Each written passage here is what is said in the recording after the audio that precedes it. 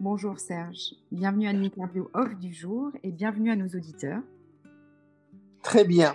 Mais alors, on parlait de rôle de la femme dans notre podcast, et je disais, moi, ça ne gêne pas que le bonhomme fasse la soupe ou le potage et que madame ramène de l'argent. Du moment qu'ils sont heureux comme ça, c'est la vérité du couple.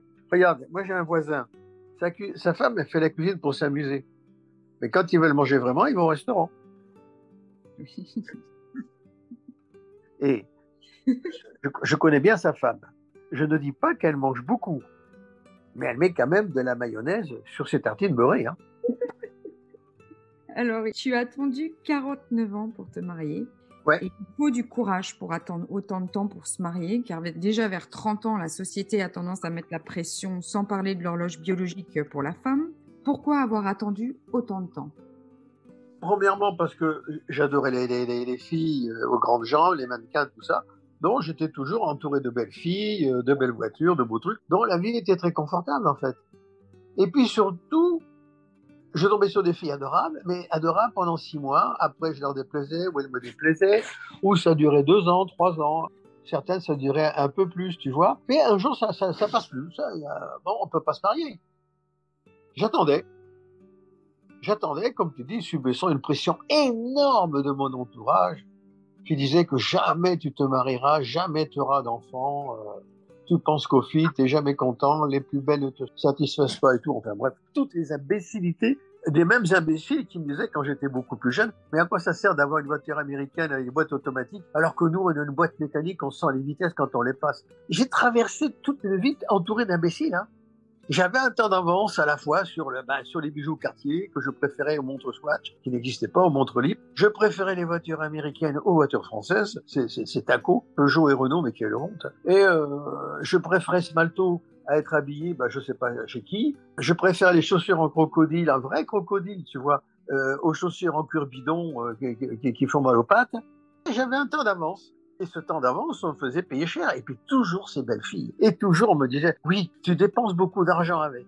Oui, bien sûr, je dépensais beaucoup d'argent, mais j'avais des belles filles. Tandis que les autres abrutis, ils dépensaient pas d'argent, mais ils avaient pas de belles filles. Ah, c'est un choix de vie. Et alors, résister à la pression, c'est amusant. C'est vraiment très amusant. Parce que tu les vois s'écrouler les uns après les autres. Dès qu'ils sont mariés, ils disparaissaient du paysage, homme ou femme. Ouais. Moi, j'avais envie toujours de vivre et tout. Et puis, quand tu as une femme, je sais pas, je les voyais s'écrouler, les mecs et les filles. Donc, je me disais, mais j'ai pas envie de m'écrouler. Voilà. Et puis, quand à 49 ans, je savais que c'était Valérie, la femme de ma vie. Elle est venue sonner chez moi. Paf, je suis tombé amoureux de suite. Et ça m'a pas écroulé, hein. Ça m'a lancé à gagner plus d'argent. Un jour, tu nous as posé une question. Êtes-vous le roi et la reine de vous-même? C'est à ce niveau que vous devez vouloir le couple. Est-ce que tu peux nous expliquer quel est ce niveau auquel il faut vivre le couple et comment la royauté de la femme n'a rien à voir avec l'asservissement du monde du travail? Il faut dans un couple un homme et une femme, normalement, d'accord. Bon, maintenant, la mode veut que les deux hommes se marient, un soit le papa, un soit la maman. Dans les deux femmes, il faut qu'elles se marient. Et oui, parce que pourquoi rester célibataire? Il faut qu'elles se marient, les deux filles lesbiennes, et une doit être maman, une doit être papa. Bon, c'est très bien, mais c'est quand même une minorité. Même si cette minorité, je ne comprends pas, qui ne peut pas avoir d'enfant, se renouvelle énormément. Parce que c'est aussi un peu une question de mode. Il y a des gens qui avaient des tendances homosexuelles, hommes et femmes, et qui n'osaient pas malheureusement les montrer. Maintenant, au moins, ils ont la possibilité de les montrer et de les assumer. Je trouve une chose très très bien. Mais malgré tout, dans un couple, l'homme doit être le roi et la femme doit être la reine. L'homme sera le roi dans tel domaine, la femme sera la reine dans d'autres domaines. C'est comme ça que je vois la vie de couple. Parce que si je suis le roi et que ma femme n'a pas les capacités d'être reine, et je ne garde pas ma femme, je m'en vais. Et si je n'avais pas les capacités d'être le roi dans mon couple, eh bien, ça fait longtemps que mon épouse m'aurait mis à la porte parce qu'elle ne supporte pas les minables. Donc, chacun dans le couple doit être le roi pour sa reine et la reine pour son roi. Et les enfants doivent être des princes et des princesses. Voilà comment je vois les choses. Selon toi, en quoi la spiritualité est-elle importante dans la vie de couple? Parce que la spiritualité permet de gommer des frictions qu'il pourrait avoir dans le couple. Imaginons un couple sans spiritualité, l'un est de droite politiquement et l'autre est de gauche. Il y aura des frictions. Avec la spiritualité, nous avons quand même le sens du pardon et de la douceur. Et surtout, le sens de réussir. Créé à l'image de Dieu, nous voulons réussir comme Dieu. Attention, ça dépasse les religions, ce que je dis là. Hein. Voilà, les religions, c'est une chose. Non, non. D'un couple, la spiritualité, c'est quelque chose qui permet d'aller plus loin et de gommer toutes les aspérités qui pourraient se révéler dangereuses. Voilà comment je vois les choses. Et les célibataires dans tout cela, qu'est-ce que tu À dirais? plaindre, à plaindre, parce qu'il y en a plein. À plaindre, parce qu'il y en a plein.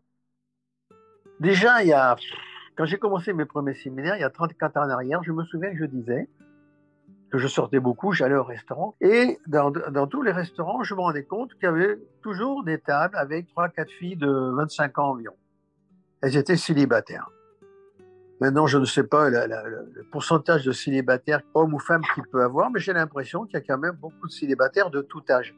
Ça, c'est quand même embêtant, parce que c'est une forme de solitude qu'on est obligé d'accepter, qui n'est pas marrante. Qu'est-ce que tu leur conseillerais de faire pour rencontrer leur moitié? De ne pas arrêter de chercher, de toujours espérer rencontrer quelqu'un et se donner les moyens.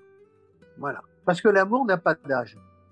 On voit des gens de 80 ans, j'ai 80 ans, je parle de ça parce que c'est marrant, je me sens pas vieux comme mes 80 ans. Je vois des gens de 80 ans, 70 ans, 80 ans qui se tiennent par la main, qui sont heureux comme tout. Ça fait plaisir. Dans la vie de couple, amène quand même, je sais pas, une complicité, une tendresse, une complicité qui est énorme. Vieillir seul, c'est quand même très difficile. Regarde, nous avons le Covid, là, ce fameux virus et ses copains et les variants. Avoir le Covid et être seul, qui fait les courses? Non, je suis contre la solitude. C'est pas quelque chose de bien.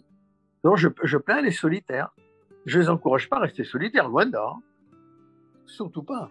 Bien sûr. Oui, tu me disais dans un podcast, je ne sais pas si c'est le même, que je me suis marié à 49 ans. Et pendant 49 ans, j'arrêtais pas de courir les filles et de draguer les filles. Je n'étais jamais seul, j'avais plein d'amis, je voyageais beaucoup. Je draguais tout azimut. Je pensais qu'à deux choses, les filles et l'argent. L'argent et les filles. Voilà, ça m'occupait largement, con. Merci Serge d'avoir répondu à mes questions. Je t'en prie, bonne journée. Bonne journée.